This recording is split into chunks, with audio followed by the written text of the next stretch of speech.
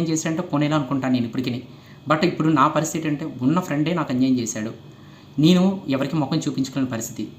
ఇప్పుడు నాకున్న ఒకటే ఒక భయం, నా పాప అనన్య చిట్టి తల్లి సారీ, నేనైతే నేను వదులుకునే ఉద్దేశం లేదు.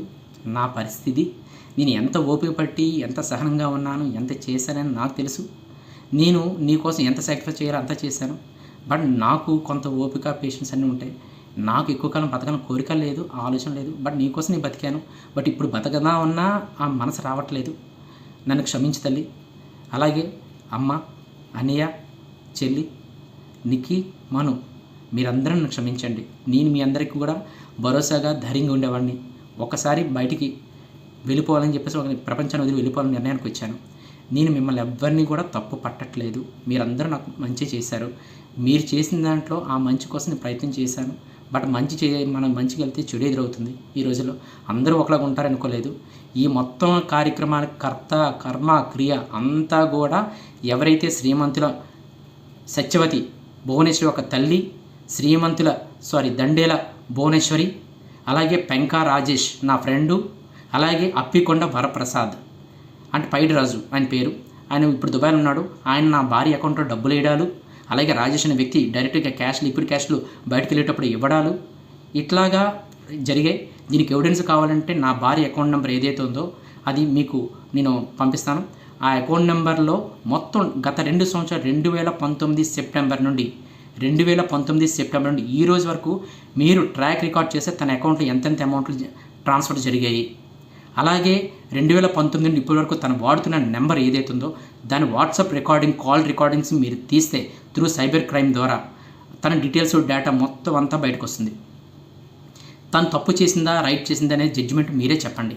నేను తప్పు చెప్పట్లేదు, నేను సాక్ష్యాలు చూపించడానికి కాదు, నేను సాక్ష్యాలు క్లియర్గా చెప్తున్నాను. నా దగ్గర ఉన్న చెప్పాను. నా ఫోన్ మీ దగ్గర ఉంది, నా ఫోన్ రికార్డింగ్స్ వినండి, నా కాల్ సంబంధించి అందులో ఉండి వాచ్ ఎవరికైతే కొన్నారు, ఎక్కడ షోరూమ్కి వెళ్ళి కొన్నారు, తను ఏదైతే ఇంటి ముందు చుట్టుపక్కల రాత్రి వెళ్ళడం, ఇవన్నీ కూడా ఇది ఎదురుగా ఉన్నటువంటి అపార్ట్మెంట్లో ఉండే సీసీ కెమెరాలో చూడొచ్చు.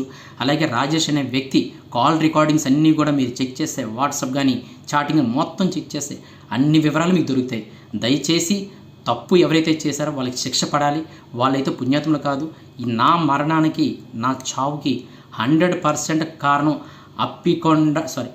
శ్రీమంతుల సత్యవతి, దండేల భువనేశ్వరి, పెంకా రాజేష్, అప్పికొండ వరప్రసాద్, అప్పికొండ పద్మావతి. ఈ 5గురు, శ్రీమంతుల మణికంఠ వాళ్ళ తమ్ముడు. ఈ 6గురు కూడా నా మరణానికి కారణం. నా జీవితాన్ని నాశనం చేసిందే వీళ్ళు. రాజేష్ వాళ్ళ ఇంటికి వెళ్ళి ఈరోజు నేను వాళ్ళ ఎదురుగా జరిగిందంతా వాళ్ళ అమ్మకి, పెంకా నౌకరత్నం గారు వాళ్ళ నాన్నగారు 2 ఏఎస్ఐకి రిటైర్ అయ్యారు, పెంకా వీర్రాజు గారు వాళ్ళ భార్య పెంకా జోష్ణ గారికి, ముగ్గురికి వివరించి క్లియర్గా నేను చెప్పాను. చెప్పిన తర్వాత కనీసం కొడుకును మందలించడం కానీ చేయడం కానీ లేదు.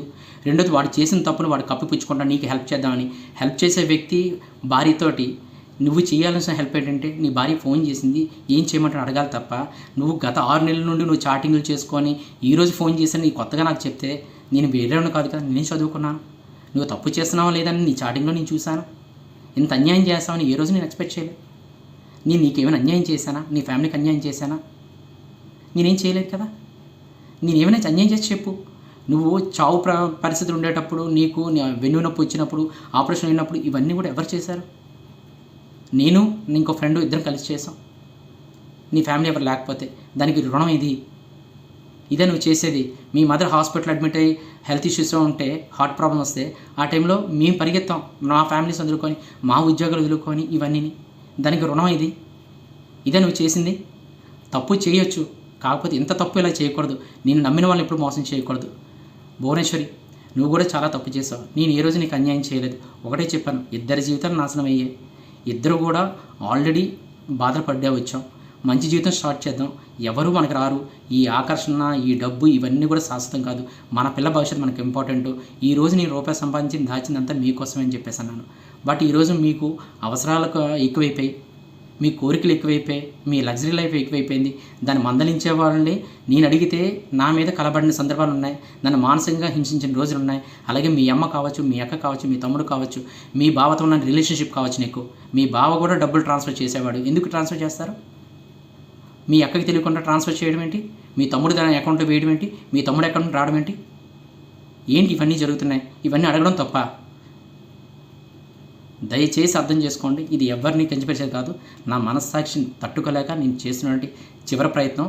ఇందులో నా కుటుంబ సభ్యులు, మా అమ్మ కానీ, మా అన్న కానీ, మా చెల్లి కానీ, ఈ ముగ్గురికి ఎటువంటి ప్రమేయం లేదు. నన్ను కంటికి రెప్పలా కాపాడుకునేవాళ్ళు. ఏ సమస్య వచ్చినా మేము ఉన్నాం మీకు అని చెప్పేసి చెప్పారు. బట్ నేను ఇప్పటివరకు అలాగే ఉన్నాను. ఇప్పటికి కూడా నా వెనక వస్తుంటే వద్దు రావద్దు, నేను ధైర్యంగా ఉంటానని చెప్పేసి వచ్చాను.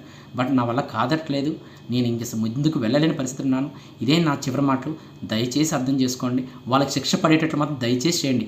సైబర్ క్రైమ్కి పోలీసు వాళ్ళకి చెప్తున్నాను, వాళ్ళ డేటా మొత్తం డిలీట్ చేసేస్తారు. నా మీద పోలీసులను కూడా కంప్లైంట్ ఈరోజు రాజేష్ చెప్పడం వల్ల సాయంత్రం గాజువాక పోలీసులు కంప్లైంట్ కూడా ఇచ్చారు.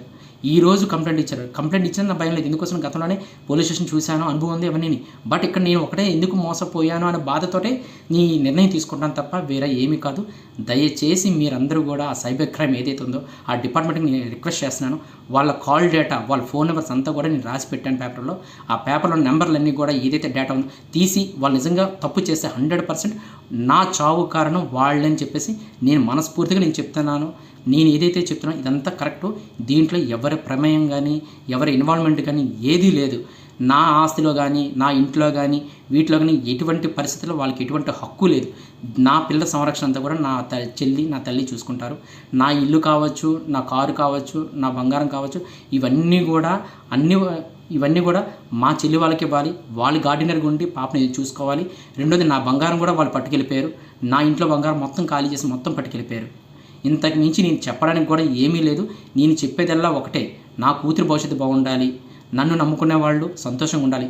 నన్ను ఎవరైతే మానసికంగా క్షోభ చేశారో చెప్పినటువంటి వ్యక్తులు సత్యవతి, పెంకా రాజేష్, శ్రీమంతుల భువనేశ్వరి, అప్పికొండ ప్రసాద్, అప్పికొండ వరలక్ష్మి, అప్పికొండ పద్మావతి, మణికంఠ, వీళ్ళందరూ కూడా ఈ శిక్షకి అర్హులు.